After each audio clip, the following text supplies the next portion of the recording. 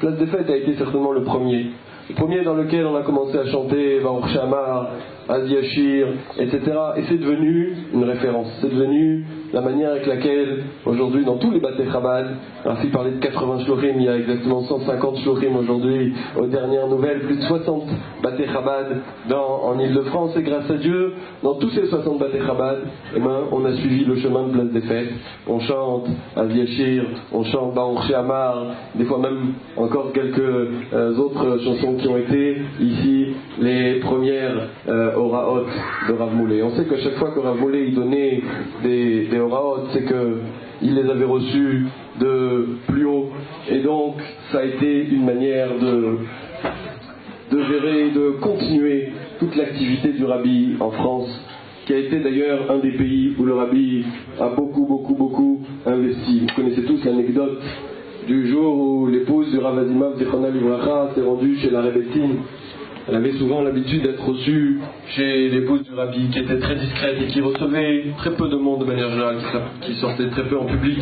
Et un jour, la Rebbetzin a dit à Madame Azimov, elle lui a dit: sachez que le travail que vous faites aujourd'hui à Paris est uniquement un travail de récolter les fruits de tout ce travail qui a été fait par mon mari quand il était pendant toutes ces années à Paris. Vous savez que le Rabbi avait passé de nombreuses années de 1933-1940 à Paris et qu'il était revenu encore en 1947, il avait passé 6 mois de plus en 1947. Et donc la Rebbetzin a fait référence à ce travail que le Rabbi avait fait à Paris, et on pourrait en parler, en raconter pendant très longtemps. J'aimerais également préciser un point important. C'est vrai que ça a été le premier Bet Chabad. Et cette manière avec laquelle le Rav Azimov a choisi des jeunes gens qui venaient de se rapprocher de la Torah et des mitzvot il y avait quelques années de cela, des fois 5 ans, des fois un petit peu plus, en les nommant en tant que shaliach du Rabbi dans des villes, était quelque chose à cette époque-là d'assez révolutionnaire, d'assez nouveau.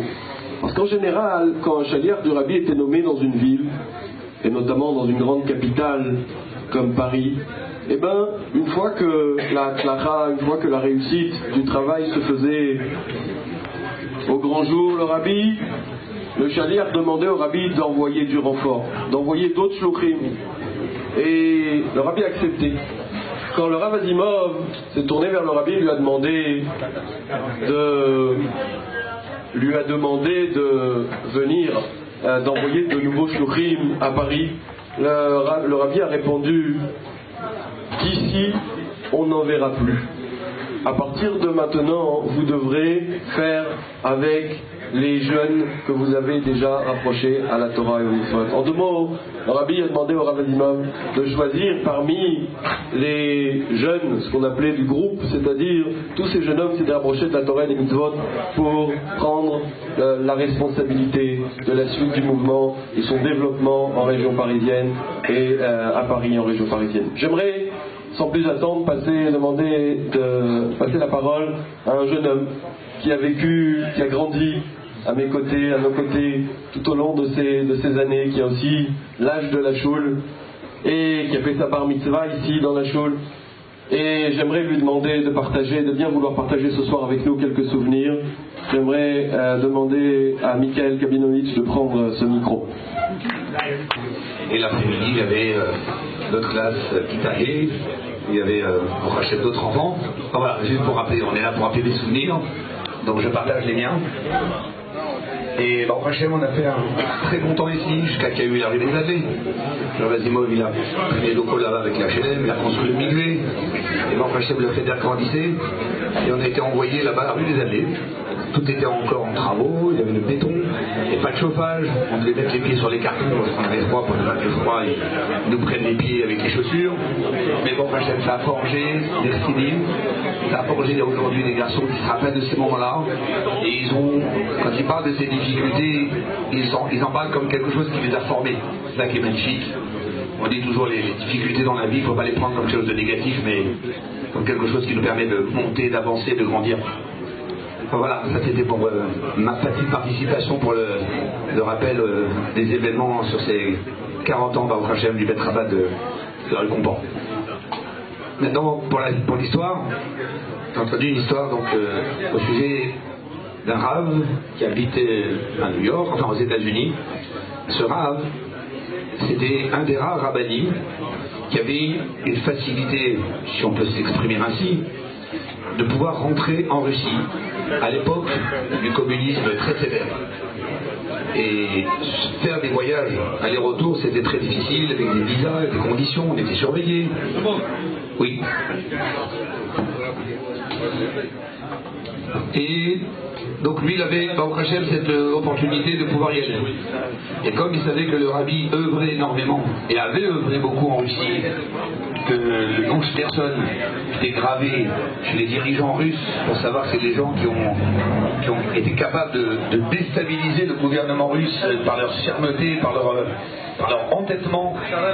Alors il savait que même si le rabbi précédent avait été entre guillemets renvoyé de Russie, que même les Russes, ils ont regretté d'avoir renvoyé le rabbi précédent en Russie parce que du coup il a fait encore plus de tort, entre guillemets, pour eux, une fois qu'il était dehors que lorsqu'il était devant, il était en contrôle.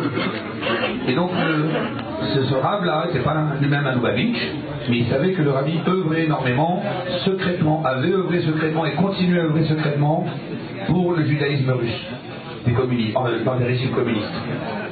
Et donc à chaque fois qu'il avait l'opportunité de voyager chez le rabbi, de voyager en Russie, pardon, il allait auparavant prévenir le rabbi, il rentrait dans le bureau du rabbi, et là c'était une réunion au sommet secrète, où le rabbi lui donnait des indications, lui donnait certaines missions, et le rabbi bien sûr lui disait comment faire attention pour ne pas se faire attraper, pour ne pas se faire, en sachant que lorsqu'on arrivait là-bas en Russie déjà, quand vous étiez dans l'avion, il y avait déjà un espion à côté de vous, lorsque vous étiez en bas, c'est la caissière, ou l'hôtel c'était une espion, le chauffeur de taxi c'était un espion, tout était là. Et donc le rabbi lui dit écoutez, le rabbi sort un tania dans lequel il a marqué son nom, le nom du rabbi. Il dit j'aimerais que lorsque vous allez aller dans les villes où vous avez prévu d'aller, vous fassiez un rendez-vous avec les Chassidim Chabad, les villes où vous allez aller. Puis lui il avait l'intention d'aller dans 2 grandes villes, mais pas trop se balader. Et vous leur montrez le Tania, et leur dites que je tiens à partager avec eux ce livre, qu'ils puissent le regarder, le feuilleter. Lui il va chez lui, il se prépare au voyage, mais pour son voyage il y a des experts qui sont en relation américano-russe, qui passent au pays fin chaque chose qu'une personne va quitter l'Amérique, aller en Russie, pour le moins possible prendre de risques, qu'il puisse se faire épingler sur un lien avec quelqu'un, avec la religion, avec... Et l'expert en l'occurrence ouvre le livre, il dit voilà, on m'a demandé d'emmener ça, donc le Rav Taïs s'est obligé de le faire. Il dit voilà, c'est d'emmener avec lui. Et l'expert il bondit, il dit quoi? C'est marqué en gros des Schneerson. Vous voulez quoi? Vous voulez qu'on vous arrête dès que vous arrivez là-bas, dès que vous mettez les pieds là-bas? Et Schneerson, c'est l'ennemi numéro 1 de l'URSS, avec tout ce qu'ils ont fait baver, et le père du Rabbi Yitzhak, et le beau-père Rabbi Yosef Yitzhak. Mais pas question, prenez pas ce livre. Toute votre mission elle est mise en danger, et pour tout jamais. Sans compter que vous, on ne sait pas si vous allez venir lorsque vous serez là-bas. Donc lui, il est secoué un peu, il appelle le Rav Radakov. Il dit Rav Radakov, écoutez, avec toutes mes excuses, et je ne pourrais pas prendre ce livre, voilà, mes experts me donnent le feu vert pour y aller, ils ne veulent pas. Et le Rav Radakov, il lui dit, entre nous, Rav Taïs, est-ce que vous imaginez certainement que le Rabbi, il connaît parfaitement ce qui se passe en URSS? Vous êtes d'accord? Oui. Vous savez que le Rabbi sait très bien combien son nom est recherché et pointé, et qu'il sait très bien que tous ceux qui ont un jour dit qu'ils appartenaient à Schneerson et qu'ils étaient des Chassidim de Schneerson, combien ils ont souffert, combien il y en a qui ont été exécutés, combien il y en a été envoyés en Sibérie. Vous pensez que le Rabbi sait pas tout ça? Il dit oui, je sais très bien que le Rabbi sait tout ça. Alors si le Rabbi vous a donné un livre dans lequel il sait qu'il a marqué son nom, vous pensez que le Rabbi il ne sait pas les risques que vous encourez? Et il vous l'a donné quand même. Alors, faites-lui confiance. Faites-lui confiance. Rav Taïs est un peu déstabilisé comme ça, il réfléchit quelques instants, il dit bon, vous avez raison. Vous avez raison, c'est un grand homme, il sait ce qu'il fait. S'il me l'a donné, c'est que je dois pouvoir y arriver. Finalement, il voyage. La première ville où il devait s'arrêter, c'était à Moscou.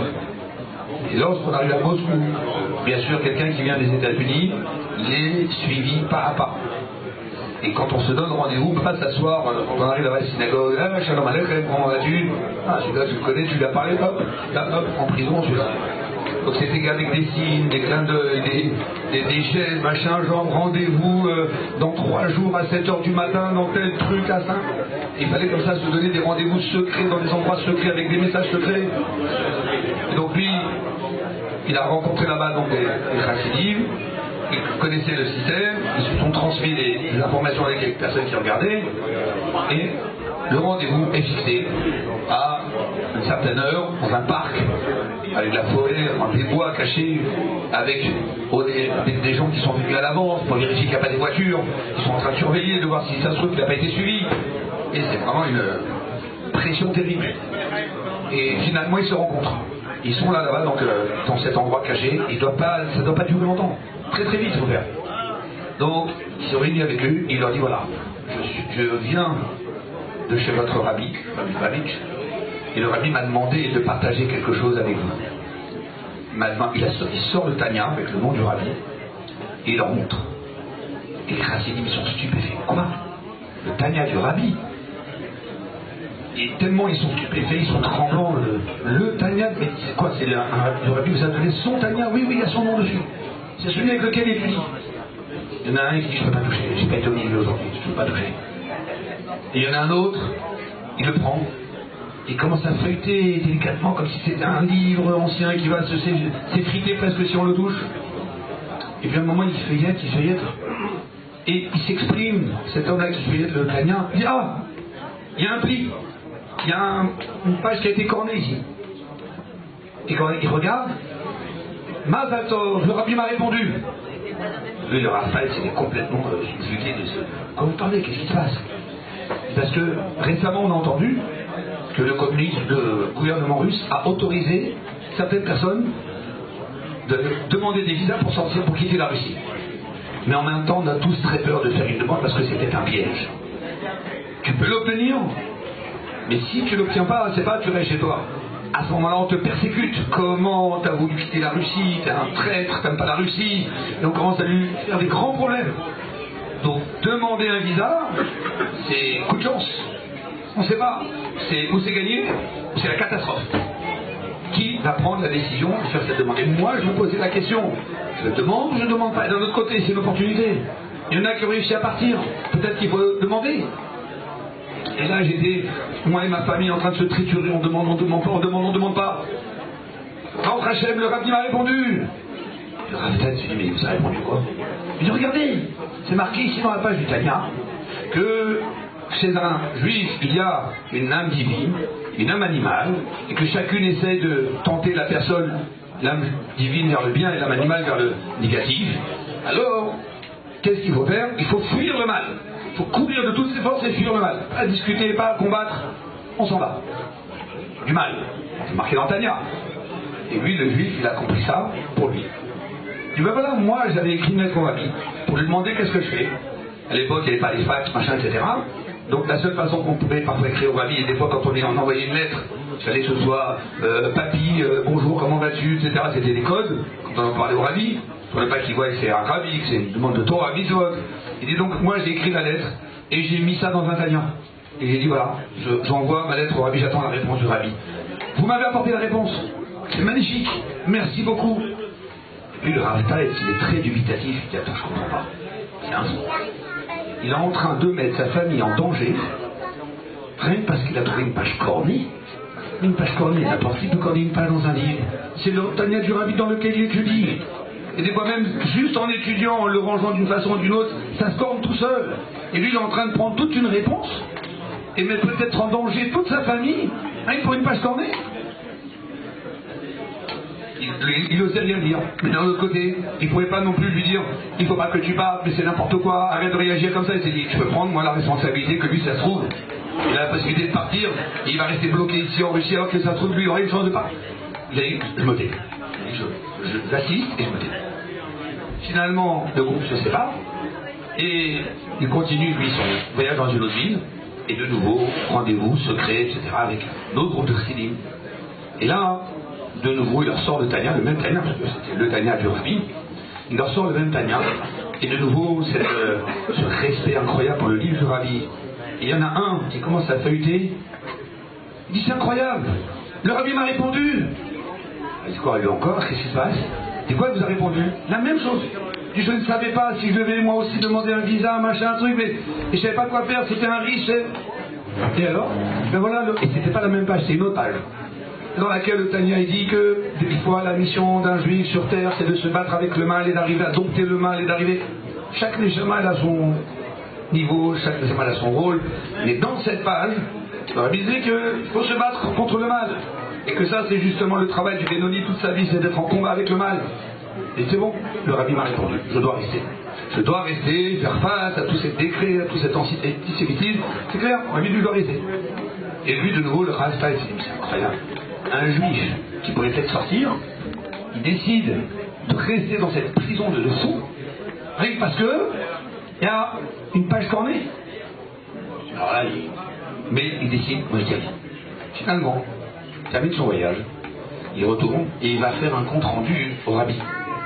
Et lorsqu'il est reçu par le Rabbi, il raconte au Rabbi tout ce qui s'est passé, mais il n'ose même pas dire au Rabbi que peut-être le Rabbi il a mis des pages cornées sans le vouloir, puis c'est pas un chassid rabbin, donc sans le vouloir, et qu'à cause que le Rabbi il a mis des pages cornées sans le vouloir, ça se trouve il y a des juifs qui ont pris des décisions qui vont leur porter peut-être des préjudices terribles.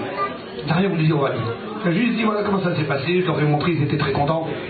Et une fois qu'il termine, le Rabbi dit ils ont vu les pages cornées. Et là, il a compris que c'était le message.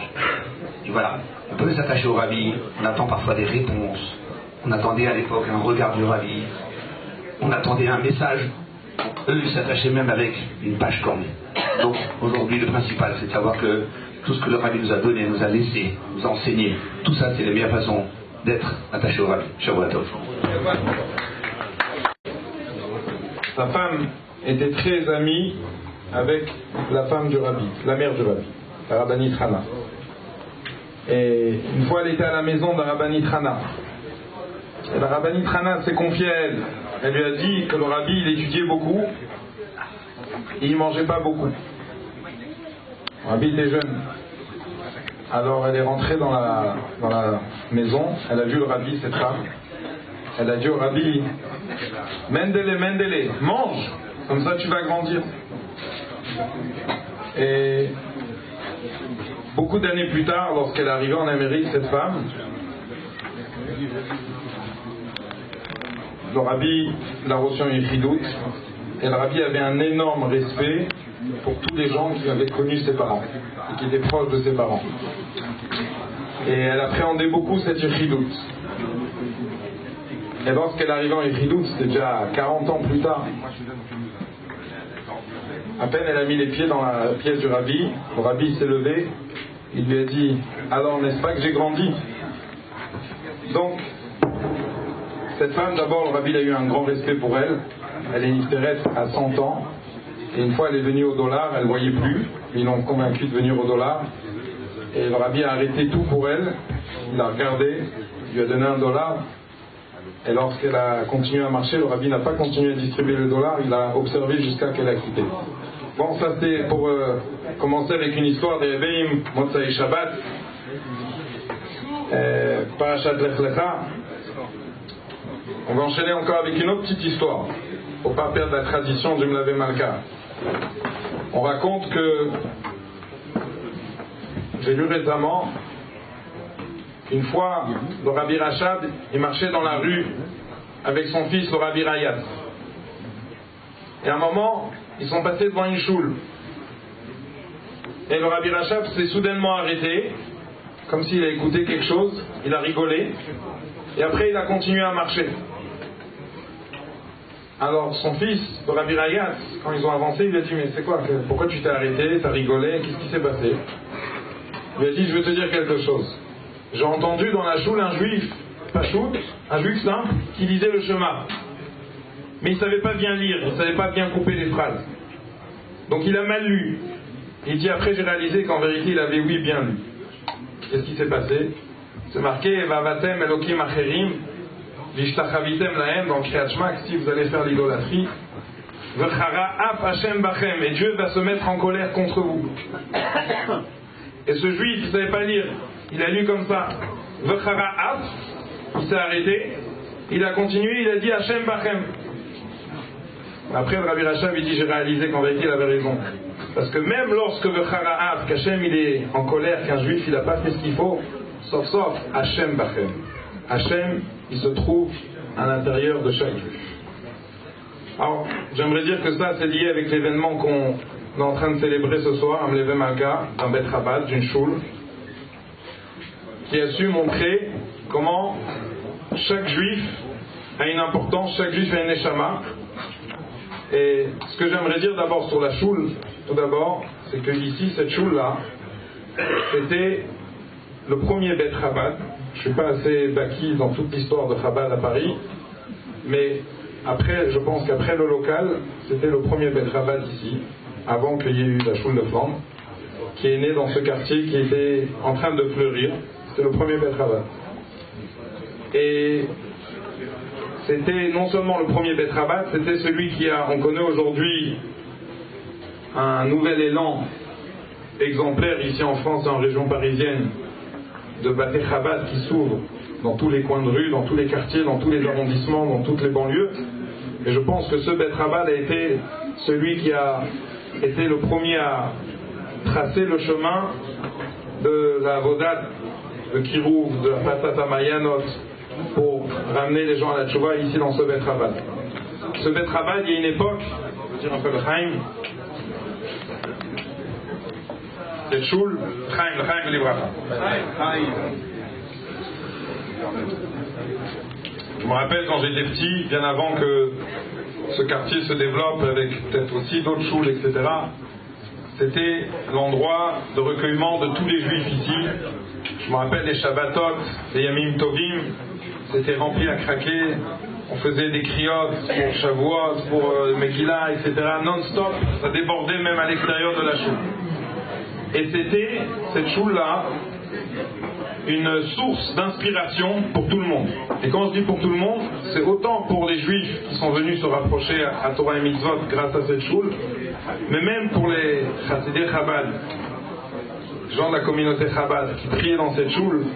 C'était une choule où tout le monde, bien sûr, guidé et par le locomotive qui est Rabbi Yamin Mergui, mais tout le monde était impliqué dans ce chélek de donner de l'attention, de l'affection et du kirouv à chaque juif qui se trouvait dans cette choule.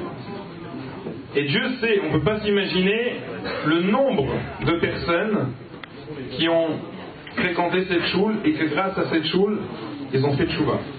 Ils sont rapprochés à Torah et Mitzvot. Peu importe combien, il y en a qui sont mamash, progressés dans Torah et Mitzvot.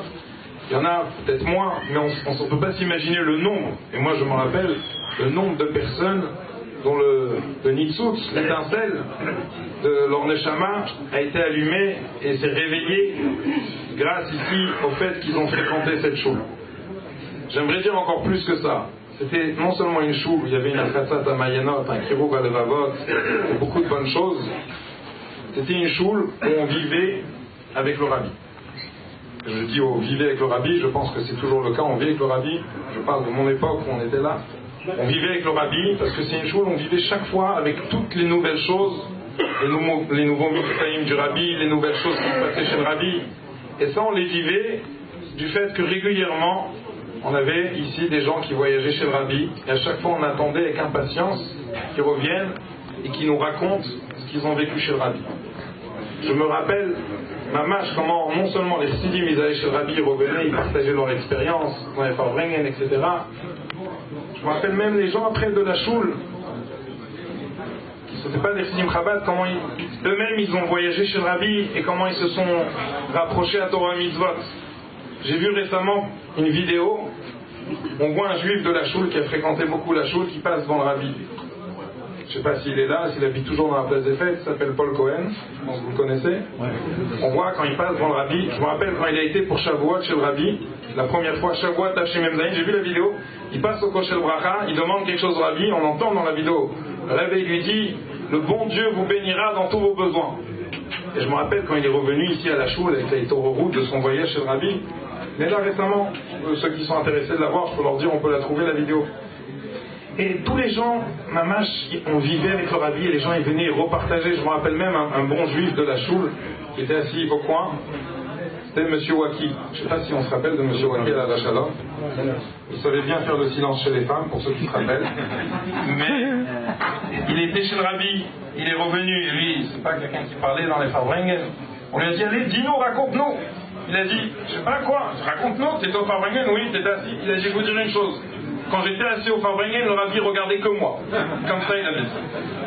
Donc ça montre comment un juif, une neshama, il s'est rapproché, il a senti comment le Rebbe, il était là pour lui. Et ça, c'était la vie qu'on vivait dans cette choule. Alors bien sûr, un des grands chélèques de la vie de cette choule, c'est les shiurim qu'on avait régulièrement de Rav Binyamin Mergui. Je me rappelle à l'époque, c'était de Tishri à Pessah, entre Mincha Mariv, un shiur sur la paracha. Puis après Pessah jusqu'à Tishri, c'est un shiur sur Pirkei Avot. Je ne sais pas si ça a changé. Quand on était assis dans ce shiur, on ne pouvait plus décoller. Et après, chacun attendait avec impatience la petite anecdote. Il va raconter une histoire du rabbi. Et je vais raconter une petite histoire que je me rappelle que Binyamin avait racontée. Une très belle histoire et qui montre l'éducation du Rabbi Zadenor Sidim Chabad. Il a dit que quand il y a eu le flot, la grande vague de juifs de Russie qui sont sortis en Israël, les shluchim, ils ont dû s'occuper de tous ces juifs. Donc ils ont cherché des shluchim qui parlaient le russe. Et les seuls à l'époque qui parlaient le russe, c'était les vieux Sidim. Donc il y a un des Sidim qui s'occupait des juifs, et il a pris un groupe de juifs, une fois il les a invités Shabbat à la maison. Et à un moment, il s'aperçoit qu'il y a un juif qui est assis à sa table, un juif russe. Il voit son visage, il dit, mais ça me dit quelque chose ce visage, je le reconnais. Il n'arrive pas à se rappeler d'où il l'a vu. Alors lui il était en Russie et lui il était en Russie. Où ils sont vus, il ne sait pas. Alors à un moment il lui demande, il lui dit, mais tu me reconnais pas? L'autre il dit non. Il dit mais moi je te connais quelque part. Ils n'arrivent pas à se rappeler. Pendant tout le repas il le regarde. Il y a un moment à la fin du repas, il a eu le déclic. Vous savez quoi? Les Chassidim en Russie, ceux qui les persécutaient, c'était le KGB, mais dans le KGB il y avait une section juive qui s'appelait la Yevesektia. Parce que pour attraper les juifs, il n'y a pas mieux que des juifs. Et il y avait des fois des juifs communistes qui étaient, il se rappelle que lui, c'était un des détectives, des commissaires, je ne sais pas quel poste il occupait, mais qui l'a frappé. Il l'a frappé lorsqu'il était arrivé. Donc il est assis, il a à sa table devant lui une personne qui l'a fait souffrir. C'est un chassid du rabbi. Comme on a dit, Hachem Bachem, dans chaque juif il y a Kadosh Baruch Hu. Et l'autre, il était très mal, il regrette, il lui demande comment je peux te demander pardon, qu'est-ce que je peux faire pour que tu acceptes de me pardonner? Et là ce chassid il lui a dit, la seule manière que j'accepte de te pardonner, c'est si j'arrive à faire de toi un Baal Tshuva, si j'arrive à t'amener à Torah Mitzvot. Ça c'était une histoire que je me rappelle, j'avais entendu de Binyamin ici. Tout ça pour dire, ça c'est le message, l'éducation qu'on avait à la Choule de Place des Fêtes.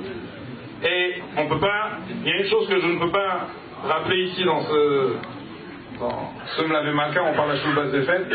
Il y a une chose que Binyamin, j'ai entendu qu'une fois, il y a des journalistes qui ont essayé d'imaginer la vie comme elle va être dans je ne sais pas combien de siècles. Il y en a un qui a écrit, peu importe, dans les journaux juifs, le vendredi, il y aura toujours marqué l'horaire de Shabbat. Ça ne changera pas. Mais je pense qu'il y a quelque chose qui est toujours annoncé, le cours des dames à 15h. Alors, tout le monde connaît le cours des dames, on était voisins avec la Séraph, on pouvait voir comment ils sortaient à l'avance de la maison avec le sac pour amener des bonnes choses qui ont été préparées pour le cours des femmes. Mais vous ne pouvez pas vous imaginer, nous on était enfants, on tournait dans la choule, combien de femmes, jeunes, tout âge, ont été inspirés de Torah et de mitzvot par ce cours de dames donné par Madame Asara. Je pense qu'on peut applaudir. Je peux souhaiter soit à Binyamin, soit à Madame Asara, encore, j'espère que ma chère qui va venir tout de suite, mais encore de longues vies, de longues années dans la santé pour continuer dans cette activité. Je me rappelle aussi du cours d'Anne Yaakov qui était donné par mon père, enfin, ce que mon père il apporte autour de lui comme tous ceux qui l'ont côtoyé. Et que Dieu lui donne la santé. Le cours d'Anne Yaakov, il y avait aussi un cours de Halakha de Ilchot Shabbat donné par Peretz Shukron. toute une très très très belle vie. Et je me rappelle aussi d'autres bons juifs qui ne sont plus parmi nous malheureusement, je ne vais pas tous les mentionner, mais des juifs qui étaient très chers et qui ont apporté beaucoup. On avait M. Roy, on avait monsieur, il a parlé de son fils, M. Kaminovitch, M. Zébulon, on avait aussi un cher juif, Nissim Djan, qui a fréquenté beaucoup la choule, Rouven Israelevitch, je pense qu'il fait partie des murs de la choule. Et je vais raconter quelque chose par rapport à lui. Vous savez, Chavzaïn Adar, le rabbi est tombé malade. J'étais à la yeshiva. Et un des Shabbatot qui a suivi, j'étais venu à la maison, donc j'ai fait à la choule. Et il y a eu un Farbringen. Et le Rouven Israelevitch était assis à côté de Binyamin, et à un moment il a pris la parole, c'était pas son habitude. Et il a dit comme ça, il a exprimé en pleurant le sentiment d'un chassid. Il a dit quand le rabbi est tombé malade, c'était le soir dans la nuit, on nous a réveillés, on est tous descendus, on a dit Télim. Il a dit après on est reparti à la maison. Il a dit quand je suis reparti, je me suis demandé, mais si c'était mon père, j'aurais resté un petit Télim et repartir dormir tranquille. J'aurais pleuré, j'aurais pas été tranquille, j'aurais été complètement bouleversé qu'on me dit que mon père il était dans un état de santé très grave. Et comme ça, il s'est reproché lui-même de ne pas avoir ressenti le rabbi, ou de devoir ressentir le rabbi aussi bien qu'il a ressenti qu'il ressent son père. Alors ça, c'est encore un chélek de choses qui marquaient de la vie des chassidim, ici de la vie de la choule de la place des fêtes, qui a, comme je dis, et surtout, pas oublier la qualité de Rabbi Yamin Mergui, qui sait accueillir chacun, qui sait donner le soutien, l'affection, le support, le sourire et l'aide à chacun, adapté à lui tel qu'il a besoin. Et je peux vous dire, j'en suis témoin, combien de juifs, ici dans cette choule, ont pu recevoir ce soutien de Rabbi Yamin Mergui.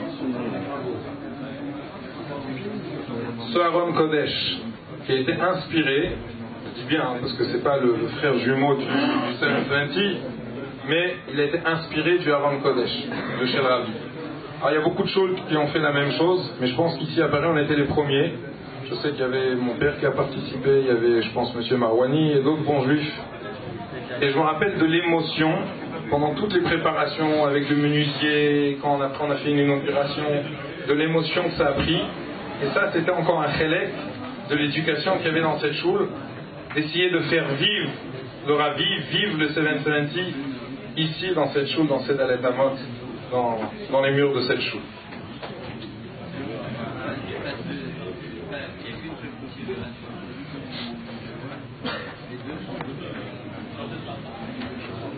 Alors, on pourrait encore dire beaucoup de choses sur cette choule. En tout cas, je peux dire que j'ai langui cette choule. Et bon, Baruch Hashem, aujourd'hui on est toujours occupé avec des bonnes choses dans le même esprit, mais je peux dire que la chayout que j'ai aujourd'hui dans certaines choses que je fais, l'inspiration qu'on a pris dans cette choule, elle a un très très très grand chel. Et on a vraiment, je me rappelle de tous ces bons moments d'Akafot, des Kibbushim, des bons moments dans la Souka qui était au Gan. Aujourd'hui elle a déménagé depuis pas mal de temps. Tous ces moments, ils rappellent une très très très belle enfance. Et on espère que toute cette ferveur, cette chayout, cette émouna, cet attachement au Rabbi, vont faire que sauf on va mériter à la Géoula. Et juste pour terminer avec une petite histoire, le secrétaire du Rabbi, le Rabbi Binyamin Klein, il a raconté une histoire. Il a dit la chose suivante. Il a dit qu'une fois il y a une femme qui est venue chez le Rabbi pour demander une bracha. Elle a demandé une bracha pour un chidour pour sa fille. C'était une femme polonaise d'un certain âge. Elle avait une fille qui était déjà âgée et qui n'était pas mariée. Elle n'était pas pratiquante. Elle demande au Rabbi donc une bracha pour sa fille. Et le Rabbi lui demande qu'est-ce que vous faites dans la vie. Elle habitait à New Jersey, elle avait un magasin d'habits. Elle dit qu'elle a un magasin de vêtements. Le Rabbi lui demande est-ce que le magasin est ouvert Shabbat? Alors elle dit oui. Alors le Rabbi dit si vous prenez sur vous de fermer le magasin, vous avez ma bracha pour un chidour pour votre fille. Elle n'était pas encore conditionnée à fermer son magasin. Alors elle dit mais non, elle discute. Le Rabbi répète si vous prenez sur vous de fermer le magasin. Alors vous avez ma bracha pour avoir un shiur pour eux. Elle n'était pas contente, elle voulait pas. Elle est partie, elle a dit au secrétaire, moi, mon père, quand j'étais petit, il m'amenait chez des rabbéim en Pologne, il donnait des brachot sans donner de conditions. Elle ne comprend pas pourquoi Rabbi donne des conditions. Donc Rabbi Yamika, il dit, elle n'a pas fermé le magasin, et la fille ne trouvait toujours pas de shiur. Quelques temps plus tard, il y a eu beaucoup de violence dans les quartiers où elle habitait, des manifestations, et ils ont saccagé beaucoup de rues et des magasins, dont son magasin qui a été brûlé, saccagé. Et comme elle était en fin de carrière, elle n'a pas rouvert son activité. Et donc, le magasin était fermé Shabbat maintenant. Et puisque le magasin était fermé Shabbat, la fille, elle a fermé Shabbat. Alors Binyamin Klein disait, ce que le Rabbi l'a promis, ça finira toujours par se faire. Ça dépend, est-ce que nous, on va agir pour faire que les choses viennent plus vite ou pas. Alors, Mitzvah Hashem, que tout de suite on soit offert à la Goula Mitzvah Hashem. Là-haut. Et donc si si elle voit sa mère souffrir, c'est qu'il faut s'interroger sur ce qu'elle fait ici. Et le Rabbi lui dit, peut-être que les institutions auxquelles vous versez des dons pour la mémoire de votre maman n'utiliseraient pas ces dons toujours à bon escient, comme Dieu le souhaiterait. Alors le Rabbi dit, je vous propose de réunir 3 personnes de confiance et qui craignent Dieu, et de voir avec eux quelles sont les institutions à qui il est bien de donner. Et donc quand elle a reçu cette réponse du Rabbi, elle a été voir le Shaliach, et le Shaliach avec 2 autres personnes qui craignaient Dieu se sont assises et on fait une liste d'institutions locales de la ville, etc., qui méritent qui utiliseraient bien l'argent que cette dame donnerait. Et ils lui ont proposé quelques institutions. Et en fin de compte, une fois qu'elle a fait ça, elle a bientôt bien sûr arrêté les autres dons et elle s'est conformée à la liste de ces personnes, des rabbinim qui lui ont proposé. Elle est revenue voir le shliach. Elle a dit au shliach, vous savez, ma mère est venue en rêve et elle avait un visage rayonnant, plein de lumière et plein de joie. Alors le shliach, il a dit d'écrire effectivement ça au Rabbi pour annoncer la bonne nouvelle au Rabbi, et c'est ce qu'elle a fait.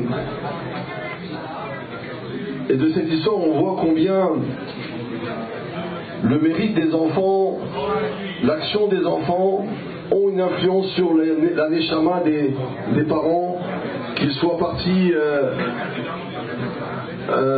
depuis peu de temps ou depuis beaucoup plus longtemps. Et je voudrais, puisque aujourd'hui, ce soir, c'est le Yortzeit de Madame Mergui, Aléa Shalom, la maman de Binyamin. Eh bien, je voudrais dire que Madame Mergui, c'était une femme d'une valeur exceptionnelle que j'ai connue très jeune, qui m'a reçu toujours les bras ouverts. J'ai passé plusieurs moments, dont Pessah, etc., avec elle, chez elle, avec Binyamin, etc. Et j'ai toujours gardé un souvenir de Madame Mergui et de son mari, de personnes accueillantes, d'une gentillesse sans limite. Elle me considérait vraiment comme son fils, et je le ressentais comme cela. Eh bien, on peut dire que Binyamin et ses frères ont mérité d'avoir des enfants qui leur ont donné une éducation exemplaire, avec un cœur tel qu'on connaît. Et je suis sûr que Madame Mergui et son mari seront heureux là-haut. Et on a dit beaucoup de choses sur la choule que je cautionne complètement, bien sûr. Et ce qu'il faut retenir aussi, voilà, ça fait 40 ans que cette choule est ouverte. Eh bien, on peut relever que c'est bien de faire quelque chose qui a du succès, qui a marche, etc., sur lequel on s'occupe et qu'on fait progresser, qu'on fait développer. Mais ce qui est aussi encore plus important, c'est d'avoir cette endurance, cette ténacité. Et ça fait 40 ans que Binyamin s'occupe de cette synagogue. Et je ne l'ai pas connu en 78, mais peu de temps après. Eh bien, chacun qui l'a connu même avant et depuis de nombreuses années, Binyamin n'a pas faibli dans son activité, dans la façon dont il a de s'occuper de cette choule et de recevoir des gens et de parler avec les gens. Et tout le monde le sait, personne n'a le même esprit, la même façon de voir les choses qu'un autre. Et c'est difficile des fois d'avoir toujours la même façon de voir. Et Binyamin a réussi et continue avec la même énergie, avec le même cœur, à s'occuper de chacun et de faire en sorte que chacun s'entende bien dans cette synagogue, même si on est différent, même si on a beaucoup de points de divergence, mais il arrive à fédérer et à instaurer dans cette synagogue une atmosphère de paix, de fraternité, d'amitié et tout simplement de Kedusha. Et donc on peut le remercier de tout son cœur et lui souhaiter que jusqu'à 120 ans et que cette choule aille avec le Mashiach en Eretz Israël et Bekao Mamash. Merci beaucoup pour ces mots chaleureux. J'aimerais vous dire que dans quelques instants, après encore quelques interventions, nous allons avoir un très beau clip qui va reprendre en images les 40 années de la choule et tout ce qui s'est déroulé tout au long de ces années. Mais j'aimerais tout d'abord donner la parole à une personne très chère pour notre communauté, qui nous a beaucoup aidés à tous les niveaux, tout au long de toutes ces belles années. Et je ne vais pas trop m'étaler, mais j'aimerais vous dire que l'aide apportée par M. Curiel au Bet Lubavitch de manière générale, au Ramadimov et à la communauté de Place des Fêtes a été très important, et on va lui demander de partager avec nous quelques mots. Jean-Jacques Curiel. Et vous voyez, nous sommes dans cette salle où il y a des livres qui sont l'essence même de l'éducation de la religion juive. Et elle porte bien son nom, puisque Bet c'est maison. Chabad, apparemment, par ce que j'ai compris tout au long de ces années, c'est la conjugaison à la fois de la connaissance, du savoir et du savoir-faire. Cette première rencontre, je crois que je la situe précisément en 88 ou 89. Il n'y avait pas de portable. J'étais adjoint au maire dans le 20e arrondissement de Paris, dans cet arrondissement qui avait la réputation d'être, avant même le 19e, une des plus importantes communautés juives. J'avais connu la synagogue qui était une des plus anciennes de Paris, qui était celle de la rue Julien-Lacroix. Moi, par rapport à ce que j'avais connu de mon père en Égypte, qui était un des responsables de la communauté juive d'Égypte, j'avais découvert une autre façon de prier, qui était tout à fait particulière. Et je commençais à connaître quelques Lubavitch, notamment, et j'avais été très actif, notamment pour les écoles, je me rappelle, d'Otzara Torah. Je suis hospitalisé en 88 il n'a pas de portable, à l'hôpital militaire Bégin, et je reçois, alors que je suis sous ma perfusion, c'est mon premier contact direct, je reçois un coup de fil, parce qu'on avait le téléphone qui était dans la chambre, et il se trouve que c'était M. Mergui qui était au bout du fil, que je ne connaissais pas, et de fil en aiguille, puisqu'il y avait un élu dans le 19e qui posait un certain nombre de problèmes pour pouvoir intervenir, et c'est comme ça que date ma première rencontre avec M. Mergui. Quand je l'ai rencontré, ayant été élu comme adjoint dans le 19e, deuxième rencontre, mes souvenirs sont épars, mais ils reviennent au fur et à mesure. Il était venu avec une partie de ses enfants. J'étais impressionné, moi qui étais célibataire, qui le suis hélas toujours encore. J'étais impressionné. Ah, je lui dis, M. Mergui, vous êtes là avec tous vos enfants? Il m'a dit, non, non, les 5 autres sont dans la voiture. Et de fil en aiguille, moi qui ne suis pas Lubavitch, j'ai été amené à connaître, à avoir une relation qui va au-delà de la relation de l'amitié, de l'affectif, avec Benjamin Mergui. J'avais connu également un ancien camarade, intellectuel, très intellectuel, qui doit être là ce soir et qui se cache à chaque fois, qui est très discret, qui est Daniel Mouzan.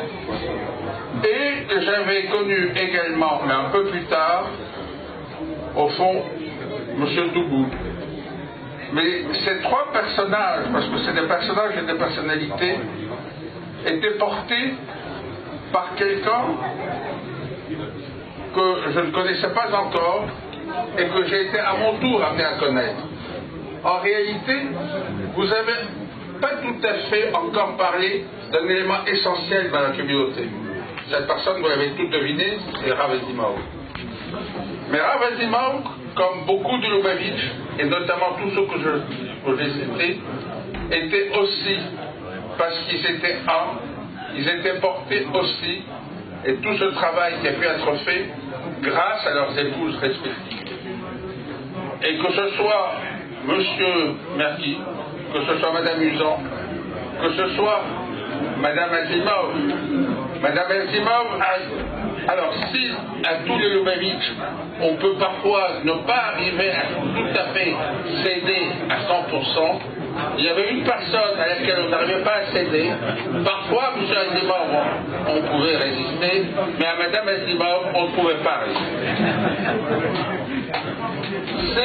C'est ces liens qui se sont tissés. Vous avez parlé tout à l'heure des bienfaits des uns et des autres. Effectivement, combien de fois je me suis rendu dans cette synagogue de la rue, dans cette choule de la rue Compan. On a évoqué aussi, et vous voyez, c'est des choses qui me viennent de façon éparse. J'avais dit en introduction que je n'étais pas Lubavitch. Madame Azimov, la maman de Madame Azimov, dont on fête apparemment également l'année, qu'en vous parlant, je la revois encore devant moi. Il y avait, et en vous parlant d'elle, naturellement je revois aussi ma mère. Il y avait, c'est vrai, elle n'était pas Lubavitch, c'est pour vous dire, mais elle était tellement intéressée par ce que faisait son fils, ce que faisaient ses petits-enfants, et elle, non seulement elle cuisinait très bien, mais elle voulait absolument, à chaque fois que je reparte avec des tas de plats. Et je revois encore Madame Azimov, Madame Mergui et le papa de Benjamin Mergui. Je dois dire que apparemment, nous fêtons 40 ans, mais c'est une pièce fondatrice. Monsieur Mergui, vous avez 12 enfants. Apparemment, vous avez une 13e qui est cette choule que vous avez contribué aussi à créer, qui aurait pu aussi pouvoir poser des problèmes, comme je l'ai dit, avec votre épouse, si ce n'est l'attachement viscéral que l'un et l'autre vous avez porté, non seulement à cette choule, mais aussi à l'éducation de chacun de vos enfants et pour en connaître aussi quelques-uns, ils sont vraiment dans la lignée. Ce n'est pas seulement une question d'intelligence, ce n'est pas seulement une question de savoir, mais c'est surtout également une question de cœur, puisque vous respectez à travers la famille et à travers l'éducation quelque chose qui est très important à mes yeux, qui est le vecteur même, qui est celui de l'héritage, de la transmission. Et au fond, de cette choule est né peut-être un des plus beaux projets portés par Abrasimov, qui était aussi un rêveur, mais un bâtisseur, comme vous tous ici, qui est pas très loin d'ici, ce qui est devenu quelques 20 ans plus tard, 25 ans plus tard, avec toutes les difficultés, toutes les angoisses, mais aussi toutes les joies de ce qui allait être Beth Hana, qui est la principale école juive d'Europe et qui est surtout l'un des plus forts taux de réussite au bac et qui est la conjugaison de ce qu'on peut faire à lycée d'enseignement qui a des contrats d'association avec l'État en matière d'éducation. Alors c'est vrai, nous sommes réunis ici, je ne voudrais pas trop me monopoliser la parole. On n'a pas assez cité, Monsieur Marguis a aussi quelque chose d'assez extraordinaire, que vous avez tous ressenti, ni de conditions sociales, ni de milieu. Et on est très nombreux ce soir. Mais cette choule, pour laquelle naturellement on va être réunis, j'espère également dans 60 ans, pour en fêter le centenaire, avec tous les arrière petits-enfants, a une autre caractéristique. Et c'est sur cette image que je voudrais terminer. Quand il y a eu l'opération Sentinelle, vous avez rayonné, puisque effectivement il y a un environnement qui est très particulier, avec les 40 ans, le bruit, les voitures qui ne sont pas toujours respectées, c'est vrai, ça pose parfois des problèmes. Mais quand il y a eu l'opération Sentinelle, je suis convaincu, parce qu'ils me l'ont dit, et notamment un capitaine Gradé, que certains des soldats de l'opération Sentinelle qui avaient la charge de la protection de la synagogue étaient parfois heureux de pouvoir changer de poste de surveillance pour une seule raison. C'est qu'ils avaient tellement grossi en ayant mangé tous les buffets, tous les gâteaux qui leur étaient apportés, que parfois ils ne rentraient plus dans leur pays, ce qui pouvait poser un problème à leur hiérarchie. Voilà tout ce qu'on peut dire. Et c'est vraiment, en vous parlant enfin, c'est toute une batterie, j'en vois quelques-uns aussi, je vois quelques visages, c'est tout un pan de, pas seulement l'histoire de votre travail, mais un peu, en partie, de ma portion de vie que je revois en vous disant ces quelques mots, et j'espère, si Dieu le veut, et faisons qu'il le veuille, pouvoir également continuer à faire ce partage et à poursuivre un chemin à côté de vous et avec vous. Amen. Merci beaucoup, M. Curiel. Vous le savez.